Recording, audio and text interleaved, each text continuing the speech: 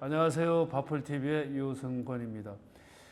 오늘은 벼농사에서 출수 30일 전과 출수 개화기 때 액토신 사용에 대한 중요성에 대해서 설명을 드리겠습니다. 요새 이제 물 끊기를 한참 하고 계시고요. 물 끊기를 한다는 얘기는 이제 분열 관계가 다 완성이 되고 했다는 얘기입니다. 그러면 이제 분열 관계까지는 이제 우리가 영양 생장기로 보시면 되고, 물을 끊고 이렇게 해서 해주면 건조 스트레스를 받습니다. 건조 스트레스를 받으면 어떻게 될까요? 종자를 만들기 위한 이제 생식 생장기로 접어들겠지요. 그렇습니다. 그래서 물 끊기 하는 게 상당히 중요하고, 뿌리를 더 깊게 내려가게 하기 위한 그런 부분들도 있고, 요새 이제 물 끊으면 현기 상태에서 호기로 바뀌니까 탄소 배출하고 연관이 또 있습니다. 그래서 물 끊기가 상당히 중요하고요. 지금 한참 이제 그런 일들을 지금 하고들 계실 겁니다. 요 단계가 넘어가면 분화기라고 했죠. 출수 30일부터 분화기가 시작이 되는데, 요 시기가 바로 수량 관계에 있어 갖고 두 번째로 증가시키는 그런 시기라고 볼 수가 있겠습니다. 그래서 오늘은 출수 30일 전 분화기를 어떻게 완성시키는가에 대해서 자세하게 강의를 하도록 하겠습니다. 벼의 일상에 보면 이제 우리가 그 이파리가 신장되는 곡선이 있죠. 이걸 갖다 초장 신장 곡선이라고 얘기를 하고요. 그 다음에 이제 우리가 이양하면서부터 분열이 시작이 되죠. 그래서 분열 곡선이 있습니다. 분열 증가 곡선이 있고요. 그래서 초기서부터 저희들이 이제 분열에 대한 강의라든가 교육을 되게 많이 했습니다.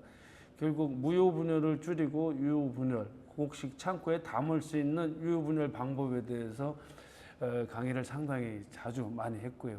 그래서 이제 큰 곡선은 이파리 신장 곡선하고 분열 증가 곡선이 있고요. 그 다음에 이제 중간에 여기 보시면 거북이 등 마냥 이렇게 나타났다가 없어지는 곡선이 있습니다. 이게 바로 벼에 있어 갖고 있죠. 임신 곡선이라고 설명드릴 수가 있겠습니다. 이 시기는 바로 출수 30일 전부터 시작이 돼서 출수 후 수전기가 되면 이게 없어지는 곡선입니다.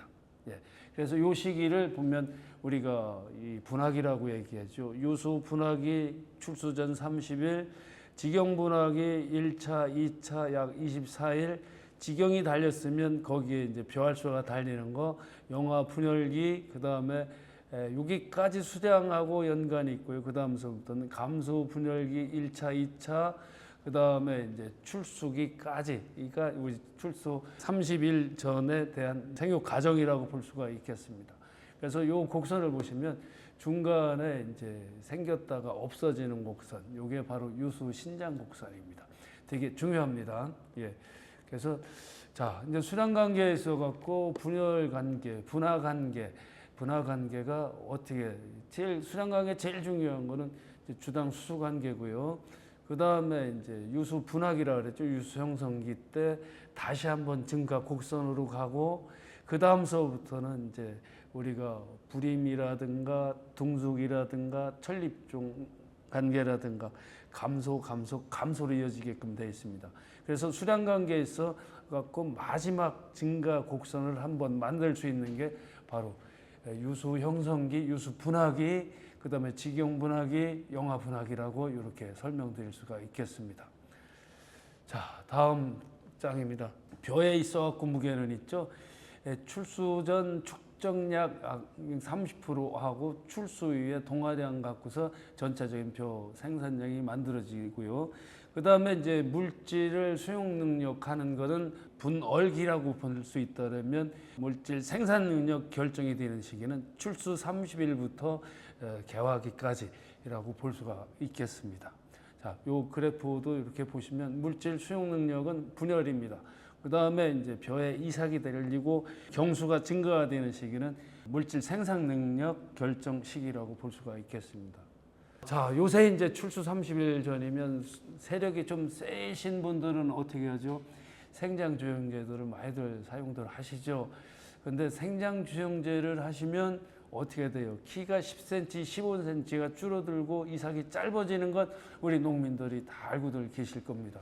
그래서 생장조영제를 사용하지 마시고 액토신 갖고 한번 해보세요. 액토신 갖고서 해보시면 질소지를 소모를 시켜갖고 ATP라는 에너지를 만들어요. 그럼 ATP라는 에너지가 잇몸하고 입집에다 저장시켜 갖고 있죠. 유수 분화기 때 우리가 이삭이 길어지고 그다음에 직경수가 증가가 되고, 직경수는 많이 나오는 거는 제가 보통 삼강벼 기준으로 해갖고 9개가 달리는데 14개까지의 직경이 발달이 되는 걸 봤습니다. 그 직경수가 증가가 되면 거기에는 이제 벼알수, 영하수가 증가가 되죠. 이렇게 되면 어떻게 될까요? 수수당 립수가 증가가 된다라고 이렇게 말씀드릴 수가 있겠습니다.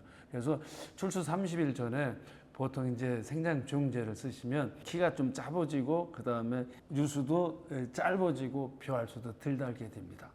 자, 이렇게 되면 벼알수도 감소되고 미질도 나빠지고 요새 국민들이 건강에 대한 관심들이 되게 크지요. 그렇게 할 경우에 수매하는 데서도 좋은, 오히려 거부를 할 수가 있는 그런 경우도 있을 수가 있으니까 가급적 생장조영제 대신에 액토신 유제를 사용하시기를 적극 권장드리겠습니다. 자, 출수 30일은 바로 이제 유수 분화기입니다. 그 다음에 가지가 생기죠. 이걸 갖다 직경 분화기를 얘기하고 그 직경에 벼알수가 달린 걸 18일 전까지라고 말씀드리겠습니다. 그래서 수량 관계에 있어갖고 두 번째로 증가시킬 거는, 증가시키는 시기는 출수 30일부터 18일까지라고 이렇게 보실 수가 있겠습니다. 액토신 처리 시에 현미수량, 중수를 좀 따져봤습니다. 저희들이 40일에도 해보고 35일도 해보고 30일 했으니까 30일에 했을 때 삼강벼가 약 17% 이상 증가가 되는 걸 볼 수가 있었고요. 25일경에 했을 때 약 12% 정도, 이렇게 출수 30일이 가장 높게 증가가 되는 것을 대학교에다 의뢰를 해서 비교를 좀 해봤었습니다. 그래서 출수 30일이 벼에 있었고 증수하고 미질관계 이런 부분들이 가장 적기라고 볼 수가 있겠습니다. 그렇게 하면 우리가 이제 이삭에 대한 좀 발육 과정과 이제 진단을 해볼 수가 있죠. 보통 이제 수수 분화기 스타트는 출수 30일 전부터 하고요. 직경은 1차 직경 분화기가 28일, 그 다음에 2차 직경이 26일까지, 그 다음에 영아 분화기는 24일서부터 영아 분화 후기 18일까지 이렇게 된다라고 볼 수가 있고요. 그러면 이제 벼 안에 이제 이렇게 유수 분화기 배를 이제 잘 넣어보죠. 이렇게 하면 분화 스타트하는 데는 약 0.02mm 정도가 되고요. 그 다음에 직경 분화기의 1차 직경이 약 출수 0.04mm 정도 나와 있다면 약 한 28일 정도 남아 있는 거고, 그 다음에 영아 분화기 후기 정도 되면 1cm에서 1.5cm 정도, 이때가 영아 분화기 후기입니다. 그래서 출수 30일 전에 이렇게 해주시면 직경 발달하고 영아 분화기까지도 영향을 준다라고 이렇게 볼 수가 있고요. 염령 지수는 약 한 유수 분화기 때는 76에서 78 정도 되고요. 그 다음에 직경 분화기 때는 약 85에서 86. 그다음에 이제 영아 분화기 후기 되면 이제 92 정도 되고요. 그 다음에 이제 요 시기가 되면 영아 분화기 후기가 되려면 제일 마지막 잎, 즉 지엽이 마지막 잎이 이제 이상 밑에 있는 제일 마지막 잎이 나오기 시작하죠. 이렇습니다. 그 다음에 이제 여비 간장은 나중에 꽃이 필 때 정도면 그러니까 마지막 잎에서 이삭까지 나오는 길이가 약 12cm 정도 이렇게 된다라고 볼 수가 있겠습니다. 그래서 요거를 이제 판단하는 거는 배를 좀 갈라서 유수 길이를 보고서 아실 수가 있고요. 근데 요즘은 제가 뭐 봄에도 강의했습니다만 5월 5일 날 이양한 거하고 5월 25일 날 이양한 거 적산온도법 갖고 동심분열 이런 대결을 해보면 5월 5일 날 이양한 거는 일평균 적산온도가 약 16도 정도 이렇게 됐을 때 약 한 45일에서 55일 정도가 걸린다 볼 수가 있고요. 그 다음에 5월 25일 날 이양한 거는 약 한 30일 내에서 유분열 종지기가 완성이 된다라고 볼 수가 있죠. 그러면 이양 시기는 20일이 정도가 차이가 납니다만 유분열 종지기는 있죠. 약 4일에서 6일밖에 차이가 안 난다라고 볼 수가 있겠습니다. 바로 온도 때문에 그렇습니다. 그래서 5월 상순에 했을 적에는 일평균 온도가 낮은 상태고 5월 하순에 한 거는 일평균 온도가 높고 하니까 적수한 온도가 5월 하순 쪽이 높으니까 이 생육 상태를 상순 20일 만에 한 거를 따로 잡는 거지요. 이렇게 됐을 때 과연 출수 30일을 어떻게 보느냐 할 것입니다. 바로 이제 이때 보면 대체적으로 삼강별로다 본다 그러면 5월 상순에 한 거, 하순에 한 거나 7월 15일서부터 25일 사이가 바로 출수 전 30일, 25일 그 상간에 있다라고 이렇게 말씀드릴 수가 있겠습니다. 그래서 참고적으로도 이런 것도 한번 이렇게 익혀보시면 괜찮을 것 같습니다. 자, 출수 30일 전에 사용한 논입니다. 자, 이 고랑이 안 보이죠? 고랑이 안 보이는데 액토신을 했더니 이렇게 고랑이 보입니다. 자, 빳빳하게 직립 초형을 만들고요. 이렇게 하니까 어떻게 돼요? 고온 다습할 때 문고병 생기지요. 자, 이렇게 직립 초형을 만들고 빛이 잘 들어가고 수광태세가 좋아지면 문고병 줄어들고 왼쪽 그림은 도복성 있어 보이는데 이렇게 직립 초형을 만드니까 도복 피해도 우리가 줄여줄 수 있다라고 말씀드릴 수가 있고, 그 다음에 수상 립수, 영화 수량도 역시 감소되는 걸 오히려 더 증가를 시켜준다라고 볼 수가 있고, 또 왼쪽 같이 저렇게 질소질이 많아버리고 계속 웃자라면 미질은 무조건 되고 저하됩니다. 근데 오른쪽 그림은 미질이 좋아질 거예요. 그 다음에 이제 제일 중요한 게 단백질 함량이죠. 질소질을 태워주니까 단백질 함량은 감소가 돼서 전반적으로 수확량 증가되고 미질까지 향상이 된다라고 보실 수가 있겠습니다. 그래서 출수 30일 전에 왼쪽 그림 마냥 이렇게 돼 있을 적에 굳이 생장종제 하지 마시고 해당 작용대 액토진이나 해보시면 바로 이렇게 고랑이 보이는 그런 논을 만드실 수가 있고요. 자, 문고병 감소, 도복 피해 줄일 수가 있고 영화 수량 증가시킬 수 있고 미질 향상, 단백질 함량이 감소가 되면서 미질 향상까지도 좋아질 수 있겠습니다. 그래서 직립 초양을 만들고 수광태세를 개선시킨다. 즉 이 얘기는 강압성량도 증가시킨다라고 이렇게 보실 수가 있겠습니다. 자, 요거는 17년도 군산에 갔더니 축분 액비 피해에 있었습니다. 출수하기 약 한 30일 전인데 부추처럼 그냥 다 쓰러지는 거예요. 안에 까봤더니 이제 문고병이 이제 싹 쪄들기 시작하는 거예요. 그래서 제가 이런 상태인 논에다가 액토신을 일주일 간격으로 2번 하세요 했습니다. 했더니 바로 이제 더 이상 안 쓰러지고 살짝 일어나는 거예요. 벼가 일어나기 시작하더라는 얘기죠. 그래갖고서 그때 이 피해를 2번 일주일 간격으로 액토신을 2번 처리를 해서 그의 수확까지 하게끔 그렇게 해봤었습니다. 자, 다음 그림 한번 보시면 요때 이제 그러한 피해가 있을 적에 그 농가분께서 있죠. 그럼 규산하고 액토신하고는 어떤 차이가 있나 비교를 한번 해보신 거예요. 규산 20% 성분 함량이 있는 걸 갖다가 드론에다 넣으시고 드론을 낮게 깔아갖고 오른쪽에 살포한 거고요. 근데 왼쪽은 액토신 갖고 한 겁니다. 예. 근데 왼쪽에 액토신 처리한 거는 들고 살짝 일어나다는 얘기고요. 규산 처리한 거는 그냥 그 상태로 약간 포복하고 있는 그런 형태로 있다라고 볼 수가 있겠죠. 그래서 도복뛰는 벼에서 규산 처리구보다 액토신 처리구가 직립 형태가 더 이렇게 해서 비교가 된다라고 설명드릴 수가 있겠습니다. 그래서 액토신 처리를 하면 생장주용제에 대한 어떤 그 부작용에 대한 역할도 해주고요.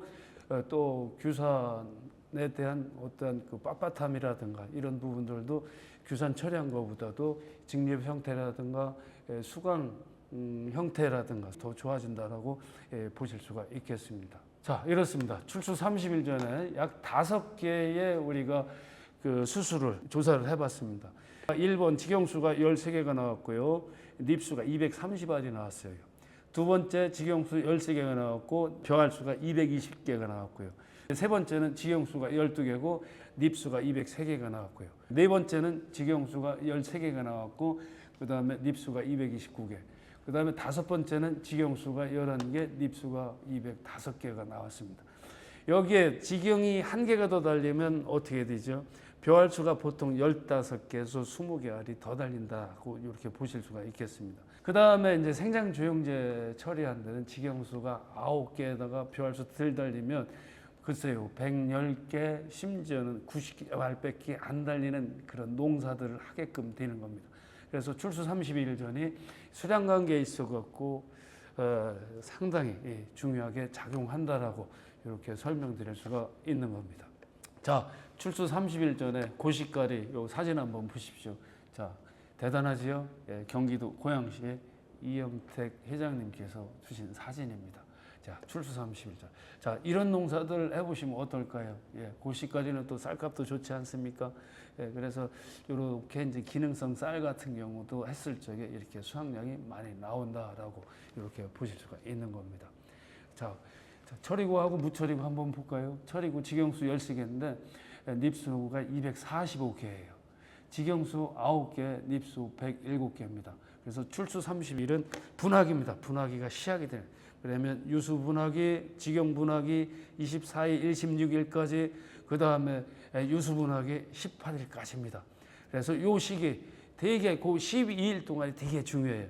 그러면 요때 출수 30일을 딱 될 것 같다. 요때는 이제 액토신 유제를 뿌려주시면 반드시 그 식물은 ATP 에너지를 만들어 갖고 잇몸, 잎집에 저장을 하고 있다가 바로 이렇게 경수를 증가시키는데 일을 하게 된다라고 이렇게 설명드릴 수가 있겠습니다. 자, 그래서 오늘은 출수 30일에 대한 이 중요성에 대해서 말씀드렸고요. 자, 출수 30일 까딱 잘못 관리하시면 어떻게 돼요? 도복에 대한 위험성이 있고요. 수량 감소 요인이 있습니다. 이 시기에 도복에 대한 위험성도 좀 줄여주시고, 그 다음에 수량 관계, 미질 관계 우리가 높여줄 수 있는 그런 시기라고 설명드릴 수가 있겠습니다. 그래서 오늘은 출수 30일에 설명드렸고요.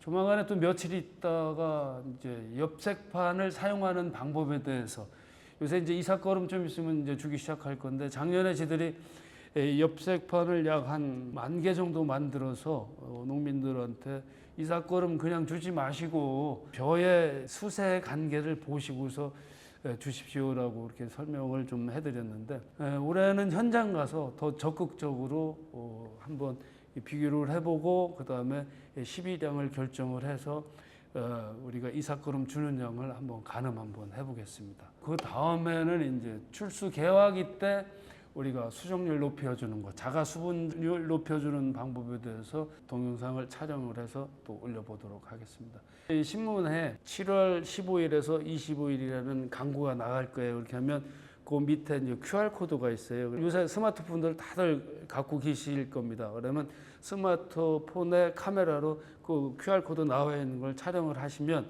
바로 이제 지들 이 교육하는 요 사이트로 바로 이어집니다. 그렇게 해서 주변 분들한테도 좀 권장들 하셔갖고 우리가 농업 기술에 대해서 이런 정보 같이 공유할 수 있으면 좋겠습니다. 자, 오늘의 밥풀TV는 요거로 마치고요. 열심히 들어주셔서 감사합니다. 예, 고맙습니다.